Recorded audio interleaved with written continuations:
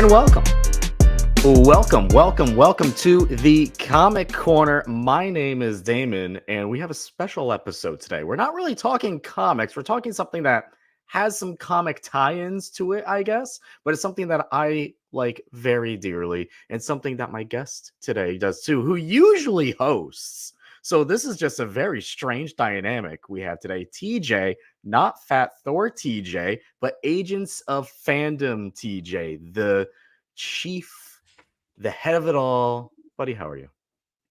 Doing well, yeah. Editor-in-chief doesn't actually feel like a great title for me since I don't do any editing whatsoever for the team anymore. But happy to be on the Comic Corner talking not comics because I had the wonderful idea that we should talk about some of the news that dropped at CinemaCon this week, and decided to pull the dad card that I don't want to host the show. Why don't we do this on your show instead of mine? And so, having gotten the most sleep yesterday, I have a wonderful new baby, Natasha, who is what day is it today? Thursday, just over 2 weeks old. And so that's going really, or just over a week or 2 weeks. 2 weeks. Time is irrelevant. Time does not exist at this point. And so happy to talk about some of the things we love without having to be the host who does the preparation.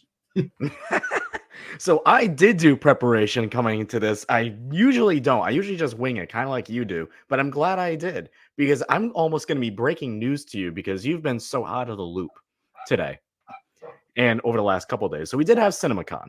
And one of the things coming into the CinemaCon that I was looking forward to, that I was really crossing my fingers for, is something that I hold very dearly to my heart. If you didn't know, is Avatar: The Last Airbender. And Avatar Studios got announced a while ago. Last year, they gave us our very first kinda look at some of the projects that they're working on, which includes an adult Aang movie. We haven't really heard much of it since, and even the photo that got released didn't officially get released. So that photo that you saw, you never saw it. We've all been waiting. We've all been wondering. We had the Netflix show come out. Some people liked it. Some people didn't. I thought it was pretty good. TJ enjoyed it himself.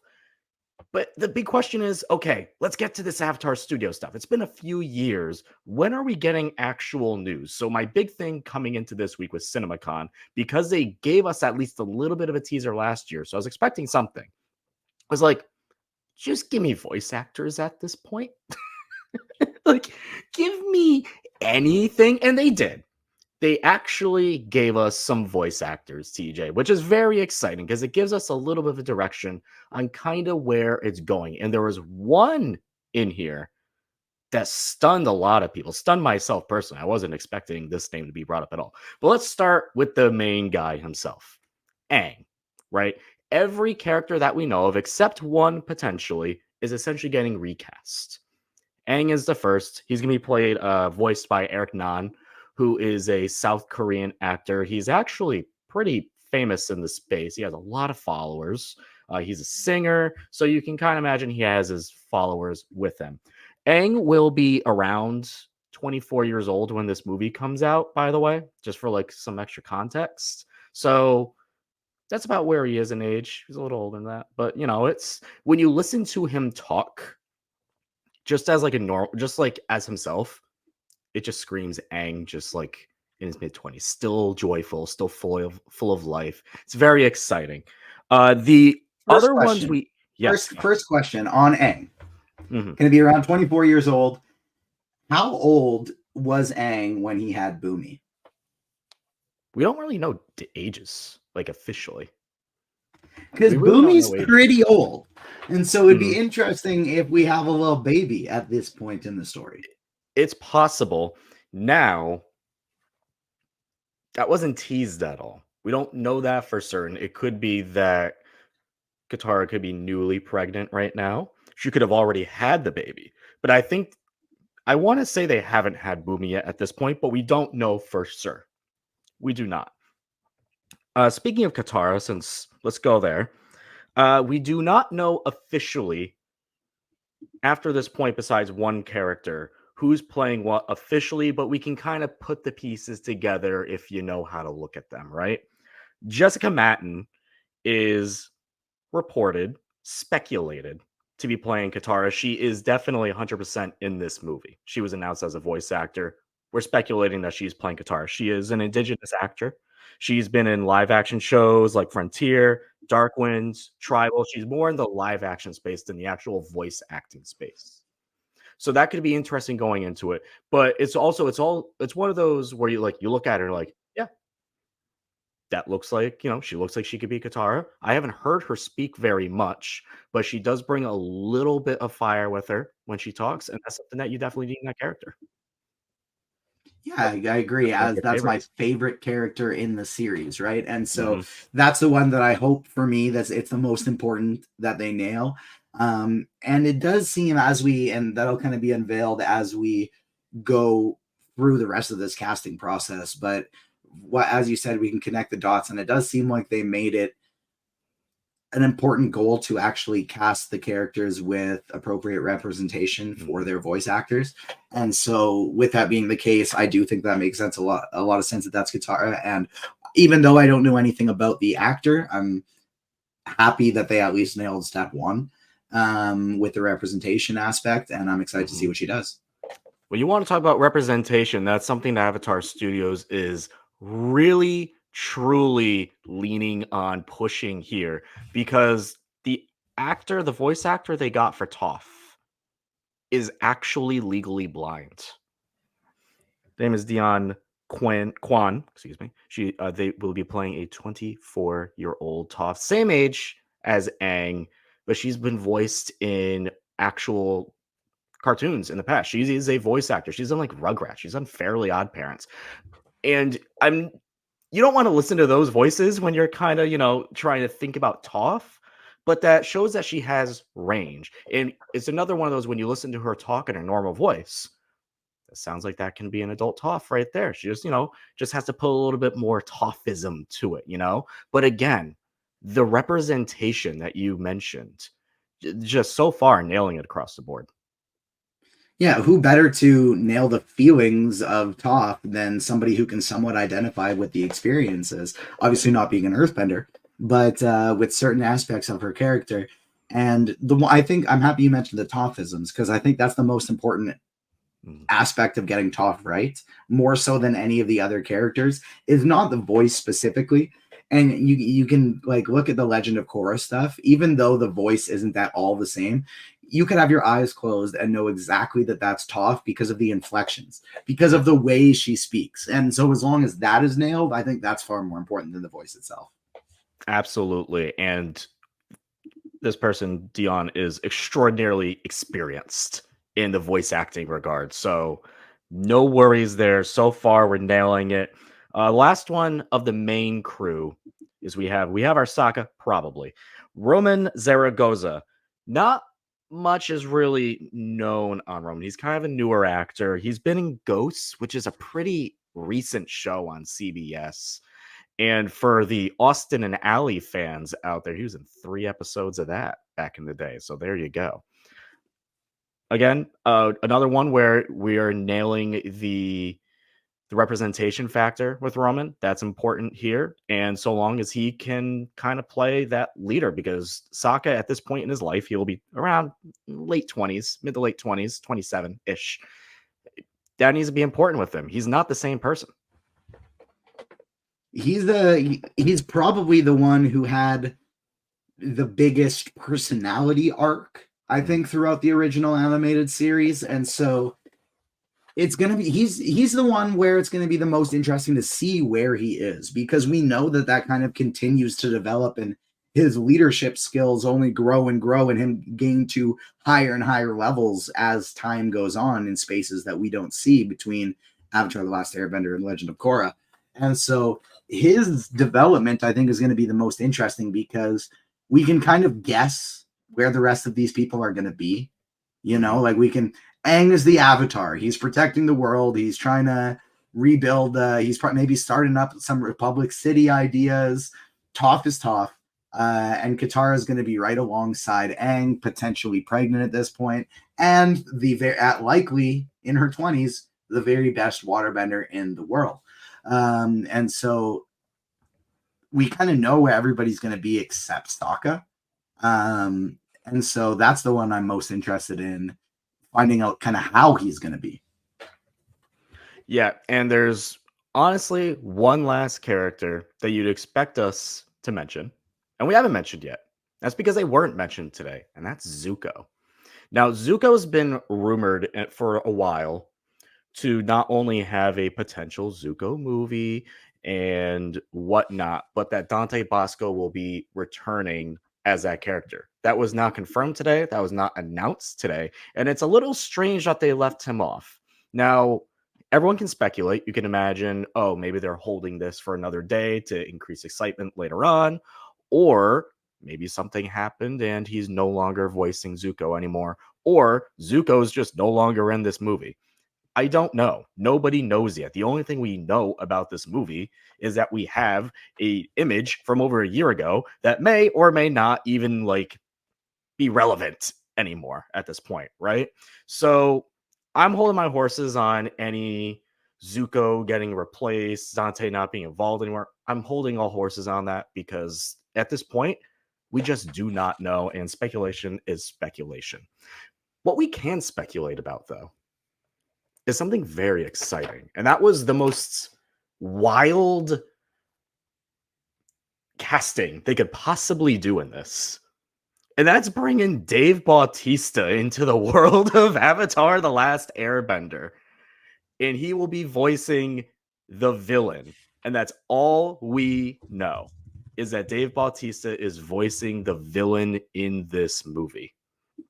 I have my theories on who this villain could be based on extended lore knowledge. But going into it, TJ, I tell you, Dave Bautista will be a villain in this movie. What's your first reaction? I want to actually pull back. I want to pull back Ooh. And return to Dante Bosco. Okay. Because, like you said, it's just speculation, but I feel very confident in this speculation. Dante Bosco will be Zuko in this movie. Now, if he doesn't have a prominent role, I think that will only be because he gets his own movie. One of our very first big expo or Comic-Con expo interviews was Dante Bosco, where I got to interview him, and you gave me the questions for it. We tag teamed that one, and it was awesome. He's such a nice guy, and not only does he have one of the most unique and iconic voices, he also personified the character so well in his voice acting that it's like he's become so legendary with this character. It's mind-blowing if you go to a convention where he is, how long his lines are compared to the people around him. Like, and it's not like he's obviously a successful actor and a successful voice actor. I'm sure a lot of people want to see him as Rufio from Hook and different things like that. But Zuko is why most people are there to see him. And it's mind-boggling how much people love this character. And one of the reasons why is because Zuko, more than anyone else, has so much emotion in the voice acting, and so much of his journey is through emotion, and you can feel it in the voice acting more than any of the other characters. Obviously, Katara, Aang, Sokka, everybody, they go through their tough times. They have their emotion. People give great voice acting performances. But Zuko and Iroh, there are different levels to those performances in the series than any other character. And so I think it would have to be some drastic falling out or them just being incredibly foolish not to include him in it. And I think he's kind of the golden goose, and that's why it hasn't been announced yet, is that's the one voice actor coming back that people would actually care about. Everybody else there would be perfectly fine if they were replaced. And one of the questions we talked about in that interview up on the Agents of Fandom YouTube page with Dante Bosco was whether or not he would like to see and what he would like to see be explored with the story of his mother. And so that would be super cool if that's a side plot in this, or if not, that is the plot of his own movie. At that point in the extended lore that's already been canonized, that's already settled. Everything that's then for us to kind of see it in flashbacks during that movie, like some of the story would be very cool. That is if they don't, in my opinion, that is if they don't for the Zuko movie that potentially could happen. That isn't about that, and we don't do, the promise and then the search. I think it would have to be. And I think if they are doing the Zuko movie, that's where you don't include the storyline in this movie at all. And learning about it is if you're doing a whole movie dedicated to that. And I think they should. Bringing it back to your wonderful question, I'm even going to give you a chance to ask it again because I'm promise you I didn't forget the question. It's who's the villain, but it gave like such a good opportunity for a clip, and then I didn't answer it. And so I want to fully give you the opportunity to re-ask the question, and then I'll answer it as though I was surprised. Well, one of the many reasons we love Zuko is because he has one of the best redemption arcs, going from villain to hero, right? We do have a new villain in this movie, and it's being played by Dave Bautista. So just hearing the name Dave Bautista, as you know, a Marvel fan yourself, as just like a fan of movies, what's your first reaction? So my first reaction is that it's who is he in the Marvel universe, right? It's Drax the Destroyer. It would be a big brute force character that's scary and imposing. And then my brain started thinking about it a little bit, and I started thinking about his voice and who it could be, and a little bit about Dave Bautista personally, about how he has been very vocal about how he would like to take on more challenging and different roles and different things than we've seen him in already. And therefore I thought, okay, well, a little less big, brute, imposing, a little more philosophical, right? And then I started thinking of the voice. And Dave Bautista's voice is not that different than what we hear in season 3 of Legend of Korra with Zahir. And I think that may have been what you were alluding to earlier. And I think Zahir could very well be the villain we see in this movie.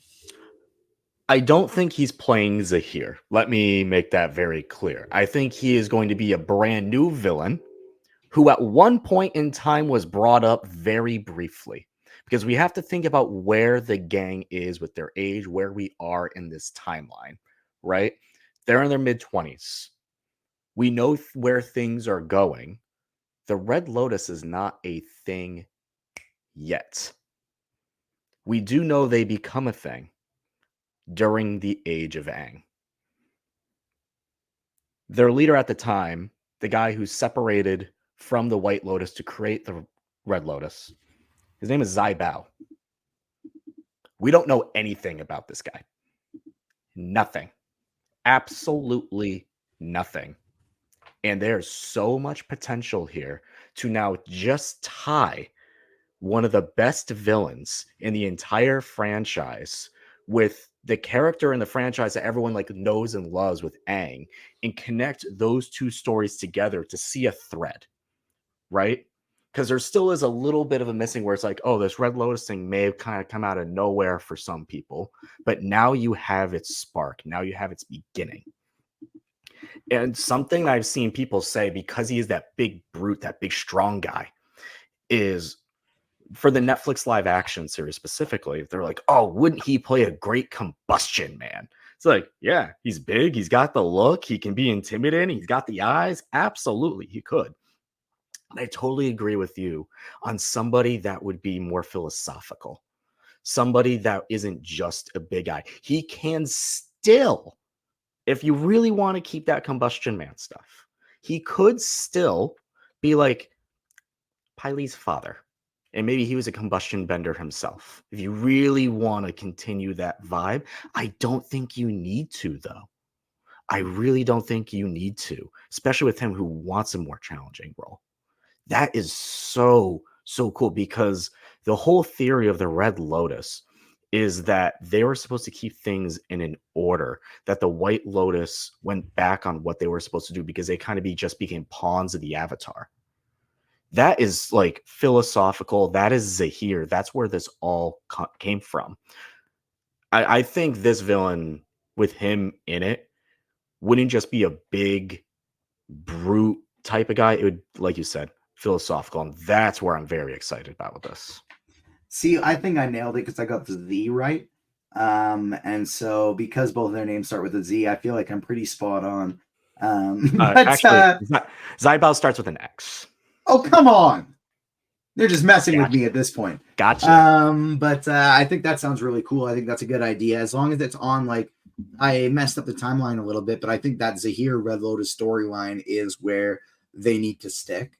Unless like there was really no like Unalaq or ties to Aang or any like stuff like that. And I think it'd be smart to Later on, yeah, after like Unlock. for Yeah. this point, because like he'd still Yes. be Yeah. they wouldn't be at the age to do the things that they were doing unless they were just retelling some of the stuff they already gave us in Korra. But I think it's smart to tie to Korra in some way, and I think the Red Lotus would be the loosest thread to tug on. What would be the age slash is he alive of Iroh at this point? Could still be alive. It would be very close to the end. It'd be But you interesting to could. see if we get Greg Baldwin voicing him back in this, and or if, say, Iroh's death is what sparks uh the beginning of the Red Lotus. Is I like that is an have a opportunity to like Yes. split I have away a and make it darker happen. thing on where we can go that's not just with Iroh's death. We could do an Iroh death situation. And no matter what, even if he is already passed at this point or still alive, we know that Aang could still talk to Iroh in the spirit world if he wanted Yeah, to. yeah. So I'm pretty confident that, they would bring at least one scene with Iroh back because everyone loves Uncle Iroh, and Greg Baldwin is so, so, so kind about also giving credit to Mako as well when he's always says he's the second voice in continuing Mako's legacy. So that to me, I would that's very much in the picture. I'm trying to think of the second thing you said. That would be like a big power in the White Lotus gone could lead to Oh, I the remember beginning of now. the Red Lotus. No, I remember now. There is one character.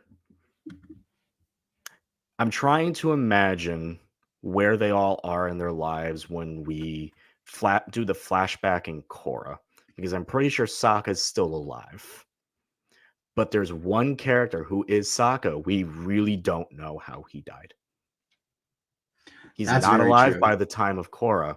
And we could imagine by when the Red Lotus is starting to become like at their worst, he could have gone to a war and been one of the fallouts from that.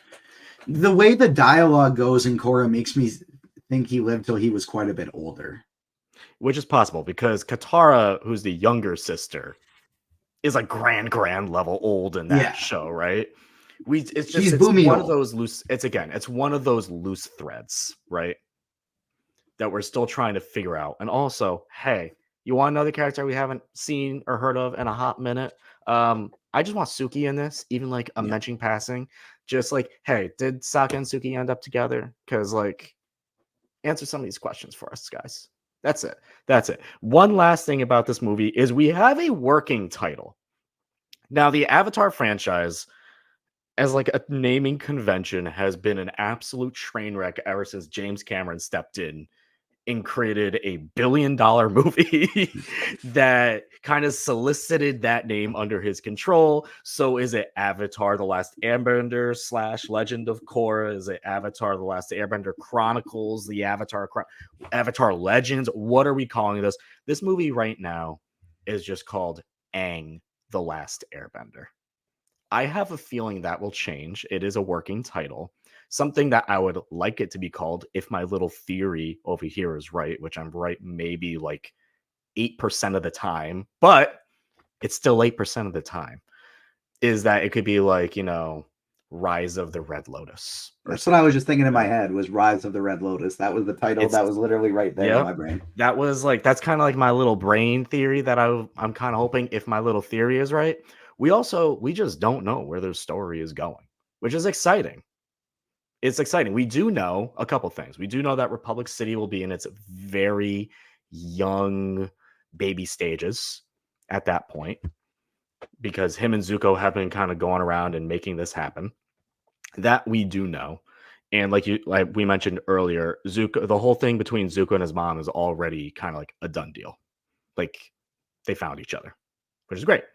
So, but I don't expect them to bring that up at all. Or maybe if they want to do something crazy, the very end could show Zuko and his mom, and then be like, coming soon, the Zuko movie, The Search, which is the story of how he found his mom. And you can kind of go back and retell that story for people who don't know. Regardless, it is very I exciting. think the Yeah. tease at the end of the movie will be Zahir, like a little baby A baby's a hero or is like child Zahir. plausible. Plausible. As just 30 like years a kid, old, as just 50, like sixty. a kid who is learning the ways of the airbender that he wanted to, like the airbender who could fly. That's like the way it ends, is like Zahir I studying in think the we're like native country. 10 years away. I They think we're can a make it solid happen. 10 years They away can from they that can making there sense. might be a 10-year jump by the end of the movie. That's possible. That, Another that's another thing I possible. That's would possible. really like to see as well, Mhm. because it is one of the things about Legend of Korra that feels a little like, I don't know that that totally makes sense, aside from the fact that she's Aang's friend and would just want to be helpful. But Toph becoming the leader of the Republic City Police, other than the fact that she's just like a metal bender and would be very beneficial to helping out and teaching people skills, Mhm. doesn't fully fit her character to me. Like there needs to be a what led her to that, other than just Aang being like, "Hey, do you mind?" There's a And so couple. Yeah, go ahead. I want to know the inner conflict.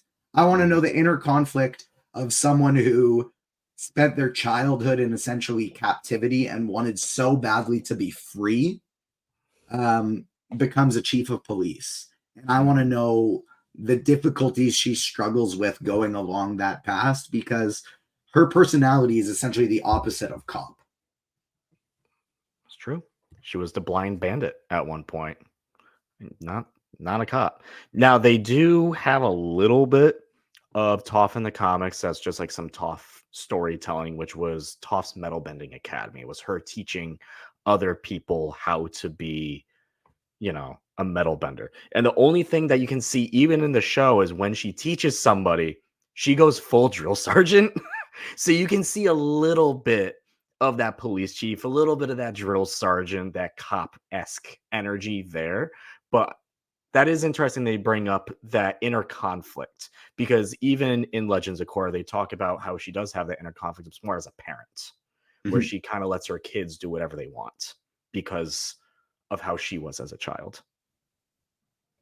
Yeah, I think, and that is something I would like throughout it too, is just references to, doesn't have to be all of them, but a couple of these adults in Legend of Korra as kids, whether it be Bumi Kaya and Tenzin, whether it be Sue and her sister, like regardless of, I want some kind of mention of like Toph had her first kid, or Katara had her first kid, something like that. Are Suki and Sokka together? Are like, who are like, Mhm. give us these things, fill in some of those blanks, show us pieces of the Metal Bending Academy, or if it doesn't fit with the timeline, ideas for that. Show us Zuko teaching other people how to lightning bend, and then it and how that, like, you don't give us a full story of the Industrial Revolution, but give a tidbit of like how so many people learned how to lightning bend, and how they revolutionized that into the workforce. Like that's Mhm. really cool stuff from Legend of Korra. Just tie some of those gaps. I think would be really cool. Yeah, even if I'll say this, even if some timeline stuff doesn't work out, where it's like, yeah, we are 5, 8 years away from somebody having a child, a foreshadowing little passing haha of it. Be like, wow, Toph, you'd be a really bad mother. Yeah, yeah, exactly. Hey, Aang. Katara telling Toph she would be a bad mom would be perfect. Exactly. Hey, Aang, you would really only care about your airbending child, wouldn't you? Look, my guy had to Uh, rebuild a nation. Cut him some slack. hey, I don't disagree. I don't disagree. It's just Maybe in the just end, bring Boomy and Kaya on the trips. yeah, just bring Boomy and Kai with you. Just bring them on the trips. Maybe. Anyway, I think we covered pretty much everything that was. I think we talked about this longer than this actual presentation was, which is really impressive, by the way, when you kind of go in and you're just like, here's a voice actors, here's some a very vague name of the movie that probably won't stick, and no images whatsoever. But the good news is Avatar Studios is still thriving. Well, it's still working to get It's there. alive. It's alive. The last thing I will say before we go is the date's been kind of thrown around there, which is the 2025 date for October. That's still not 100% official ish. That was a date that we got a while ago, and there's been, strikes and delays since then. They haven't given us a day since. So could that day still stick? Maybe, but they never said that day today. They never said that 2025 date today. And the last thing that's still a little weird is I've seen some people say the trilogy of this movie or movies, plural. And it's like, what trilogy? Are we getting 3 adult Aang movies? Or are we kind of referencing the fact that when they announced Avatar Studios and all the speculation and the reports came out that there would be 3 movies that were all separate from each other? Are we calling that the trilogy and we're just referencing 3 movies? There's still a lot right now that definitely, absolutely needs to be cleared up someday. Maybe it's not today because this is CinemaCon, so they're only focusing on their movie, because what they do still have coming out in the works is their next Avatar After Korra TV series. Obviously, they're not talking about that at CinemaCon if it's a TV show, but maybe at some Paramount presentation someday, or if they ever do an Avatar Studios Direct, kind of like how all these little companies are doing their own announcements now. Or a random Tuesday, because it always drops on a Tuesday. From some major outlet or whatever, or we get some leak on a Cinemark cup for some reason. Who knows? That's just how things work these days. Rise of the Red Lotus, Mm-hmm. The Search, Mm-hmm. Zahir and his squad fighting the gang. At one point, I will say, again, things definitely change, but at one point, the original report when these 3 movies were announced was an adult Aang movie, like adult gang, a Zuko movie, and a Kyoshi movie. I will die a happy man if that Kyoshi movie or series or whatever ever gets made. I really will, because that's my favorite Avatar and that's my favorite series. I'm waiting for the day to TJ to pick up an audiobook. Hopefully, It's not available in legally, Canada. I That's the guess. problem. I tried, Need to and give it this was man a the only CD. one there was the German one. It makes no sense. Who speaks German in Saskatoon? Davidischen Kyoshi. Who speaks German in Saskatoon? Anyway, TJ, where can people find you on the internet?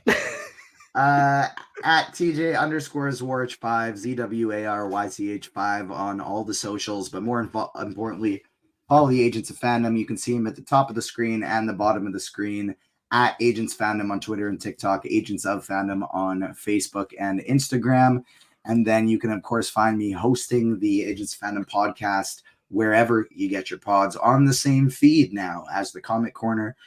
Myself and Adam right now, we just finished talking about Invincible, and we're covering the Bad Batch as well as X-Men 97 right now.